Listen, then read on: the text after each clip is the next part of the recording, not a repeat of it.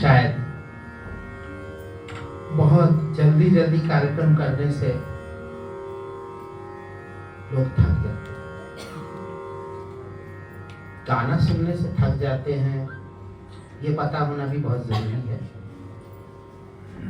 अतिरिक्त किसी भी चीज का अच्छा नहीं होता है, लेकिन हम लोग को ऐसा लगता है कि गाना तो रोज होना चाहिए, ठीक वैसे ही जैसे खाना रोज होना चाहिए। खाने से आदमी ऊबता नहीं है। हाँ, एक तरह का खाना होता है तब ऊबता है, जब तो हल्का सा और पीछे चलेगा, हम थोड़ा सा पीछे आते हैं,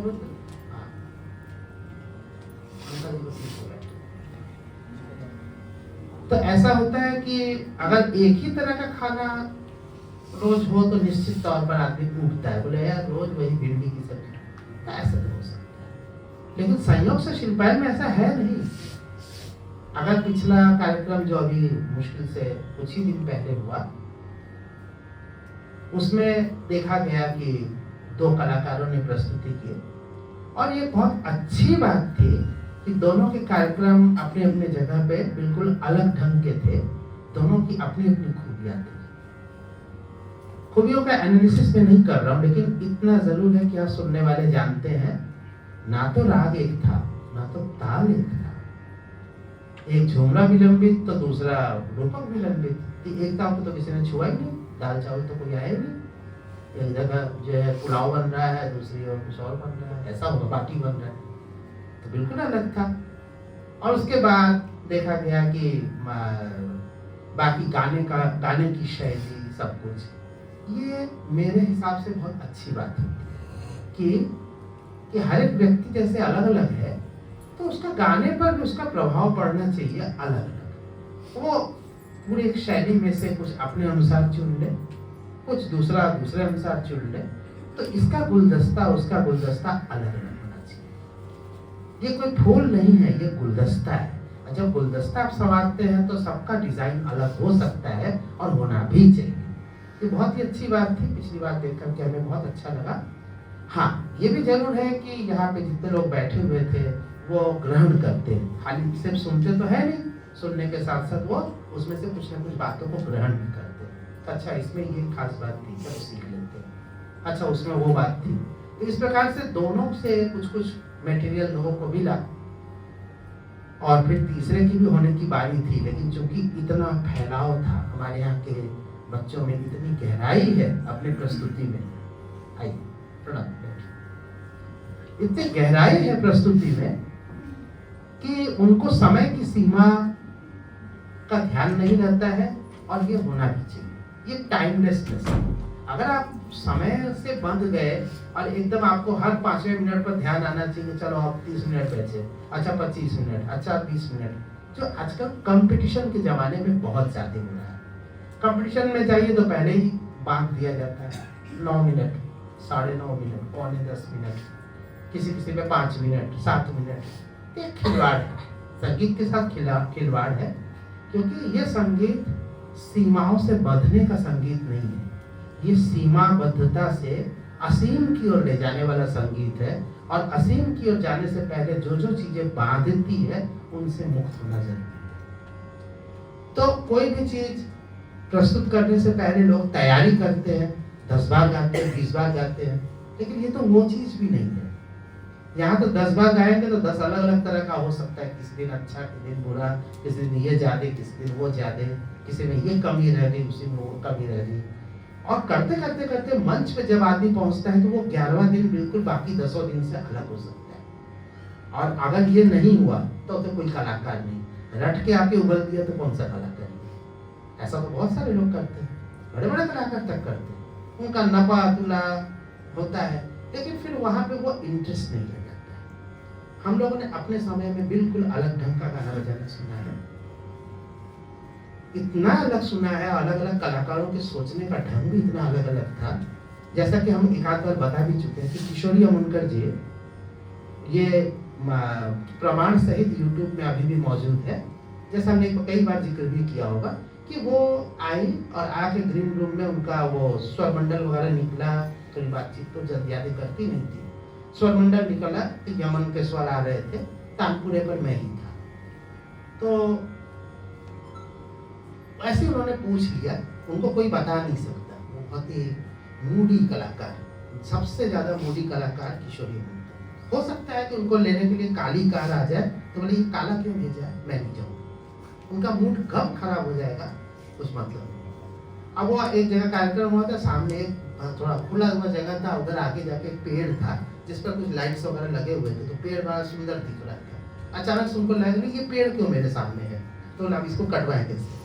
तो ये हुआ कि चलो कम से कम लाइट बंद कर देते हैं, आपका ध्यान उधर नहीं जाएगा, आप बाकी चीजें देखेंगे उसमें। तो मानते नहीं मान सकते, कहते नहीं इसका मंच इधर घुमा। यहाँ पे आई कार्यक्रम करने के लिए अंध विद्यालय में, उस पर हम पुरानी बात पे बाद में जाते हैं, पहले इसमें अंध विद्यालय में आई तो उन्होंने कहा कि ये रोशनी हमारे आंखों में चमक रही, सब बंद कर दो। आपको लोगों को जो रहे सब याद होगा, भोपाली गाई थी बहुत सुंदर, 7-8 लोग मंच पे थे, कई सारे उनके शिष्य शिष्याएं, और संगत में भी शायद वायलिन भी था, ये भी था सब। वो फिर उन्होंने लाइट ऑफ कर दिया, बहुत ही डिम लाइट कर दिया। अब हम लोग दूर से देख रहे हैं, गा रहे हैं, संगीत का आनंद तो बहुत आया, इसमें कोई दो राय नहीं। वो भोपाली भी यादगार था, भोपाली तो भोपाली यादगार था। हम सामने बैठ के सुने, बहुत लंबा, बहुत साधना, बहुत मेडिटेशन के साथ। फिर इसी तरह से एक जगह गई तो वहां पे कार्यक्रम हो रहा था, तो ये तय था कि अप्पा जी उनको किनको बोलते हैं, गिरजा देवी, शायद उनका 80वां जन्मदिन था या 82वां, जो भी रहा होगा, 80। तो एक बहुत बड़ा कार्यक्रम आयोजित हुआ जिसमें हर रोज कोई ना कोई एक बड़े कलाकार का कार्यक्रम होता है, और उसके साथ उनकी जुगलबंदी भी थी। बड़ी अजीब ढंग से सोचा है, सोच देखो, एक बार अमजद अली खान साहब बजाए सरोद, और जब उनका खत्म हुआ तो अप्पा जी यानी गिरजा देवी जी मंच पे पहुंची, फिर जुगलबंदी। एक कार्यक्रम में हरिहरन जी आए तो उन्होंने भी अपना गजल वगैरह सब सुनाया, कुछ और भी गीत सुनाए। फिर उसके बाद अप्पा जी गई, उनके साथ जुगलबंदी। कुल 4 कार्यक्रम थे, 2 तो ये हो गए, तीसरा कौन था हमको ध्यान नहीं आ रहा। चौथा कार्यक्रम किशोरी अमोनकर जी का था कि किशोरी अमोनकर जी पहले गाएंगे, जब उनका खत्म हो जाएगा तो अप्पा जी जाएंगे और जुगलबंदी होगा। जहां कार्यक्रम का राग खत्म हुआ, नायक की कांटा नहीं, झिंझोटी के बाद 1 घंटा 20 मिनट तक झिंझोटी पूरा लंबा प्रस्तुति था, और वो हो रहा था ज्ञान प्रवाह सामने घाट में, जो लोग संदीप एकेडमी वगैरह में पढ़ते हैं उसके ठीक बगल में है। तो वहाँ पे कार्यक्रम हुआ, उन्होंने प्रस्तुति अपनी सबसे पहले झिंझोटी की रखी, जबरदस्त था।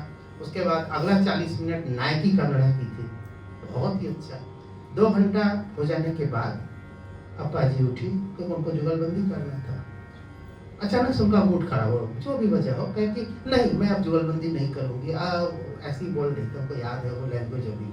अप्पा जी ने ये क्या चला दिया है मच्छर का कॉइल्स, खुले में प्रोग्राम हो रहा था, बहुत मच्छर है, तो चारों ओर कॉइल्स बहुत लगाए देते, कम से कम 2500। तो खराब तो लगी रहा था, लेकिन मजबूरी भी थी, मच्छर तो भगाना ही पड़ेगा, नहीं तो सुनेगा कैसे। हम लोग यहाँ चीटी से परेशान, वो मच्छर इसके लिए तो कुछ अभी मिला ही, कुछ इस तरह का कुछ मिलता है क्या पता करना। तो हाँ, लक्ष्मण रेखा बना देना, और थोड़ा स्ट्रॉन्ग वाला रहना, राम रेखा बने तो और अच्छा, तो वो वाला रहेगा। तो फिर उसके बंद कर देंगे। तो ऐसे उन्होंने चारों ओर से घेरा लगा दिया था मॉस्किटो कॉइल्स का। तो आ रही थी, खराब तो लगी रहा, कहे तो क्या करे, काफी बड़ी क्या अप्पा तुमने क्या जला दिया, मेरा गला खराब हो।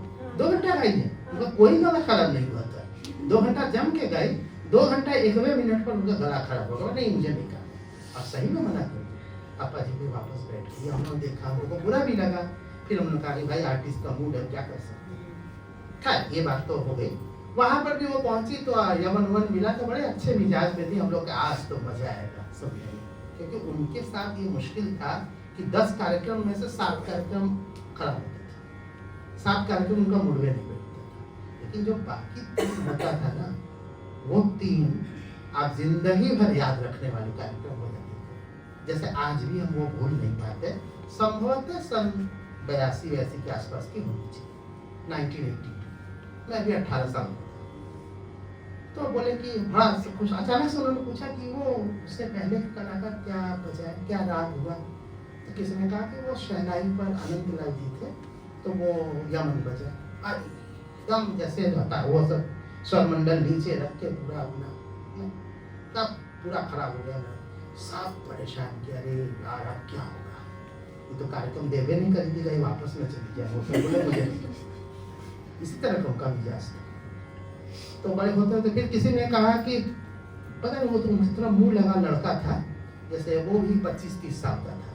तो बोले अम्मा ये वो तो यमन बजाए हैं, आप तो यमन गाने वाली है। बहुत खुश हो गई, हाँ ठीक, ये तुमने सही कहा। और तुमको बता दें कि ये बात उन्होंने मंच पर फिर से कही थी, और वो रिकॉर्डिंग यूट्यूब पे है जिसमें वो ये बोल रही है कि इससे पहले मुझे पता चल गया कि किसी ने यमन बजा दिया है, किसी कलाकार ने, मैं लेकिन सुबह से यमन को ही सोच रही हूँ, मेरे दिल में यमन भरा हुआ है। मैं सोचती हूँ कि आज आपके सामने मैं अपना दिल खोल कर, ये लैंग्वेज था, सुन सकते, कभी भी खोज के सुन लीजिए। 1 घंटा 10-15 मिनट तक जो यमन हुआ है वो मेरे जिंदगी का सबसे, तो एक तो ये कलाकार लोग राग चेंज नहीं करना चाहते।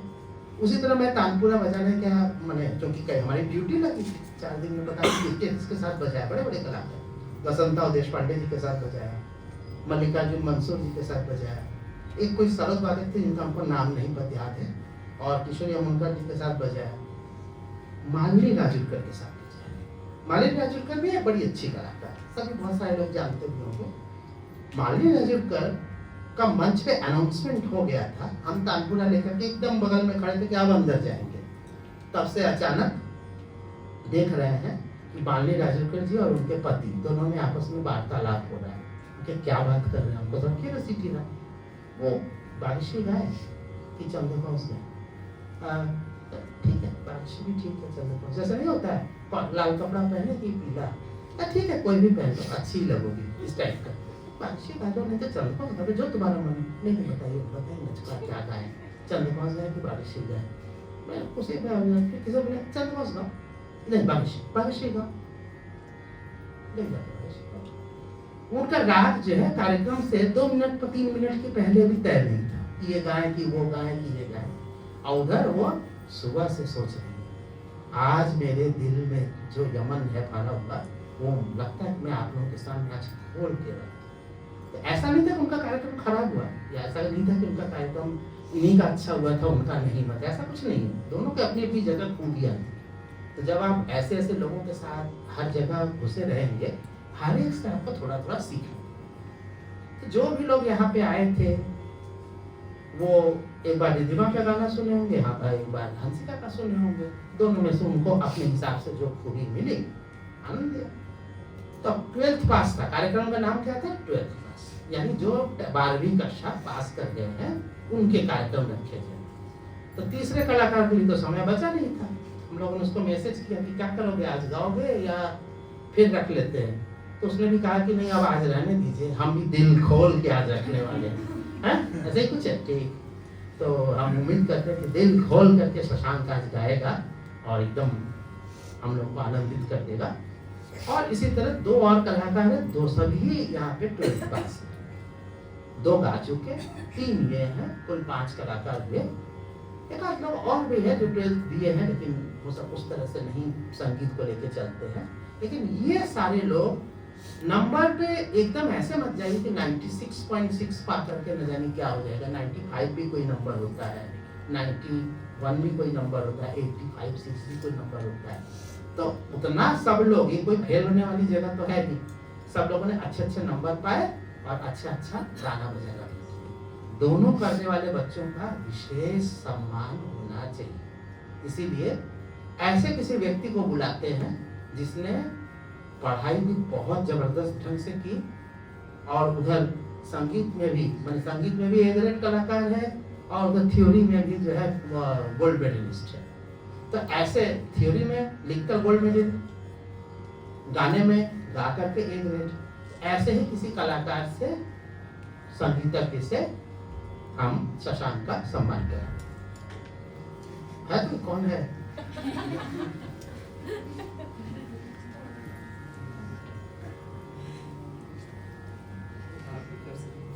आइए, नहीं हम बोल हम किंग नहीं है, किंग मेकर है।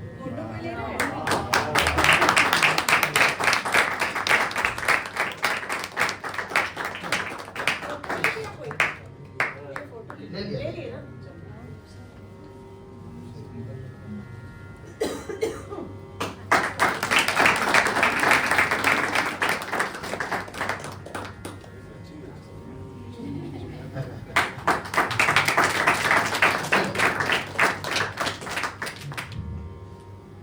तो आइए दिल खोल करके स्वागत करते हैं शशांक के दिल खोल कर गाने का। ठीक है, तो आनंद जी तबले पर है, पंडित बोले छोड़ दे। श्री कृष्ण कुमार उपाध्याय, सोचे थे कि बोलेंगे कृष्ण कुमार उपाध्याय, तो पंडित बोलेंगे। और हारमोनियम पर श्री हर्षित उपाध्याय।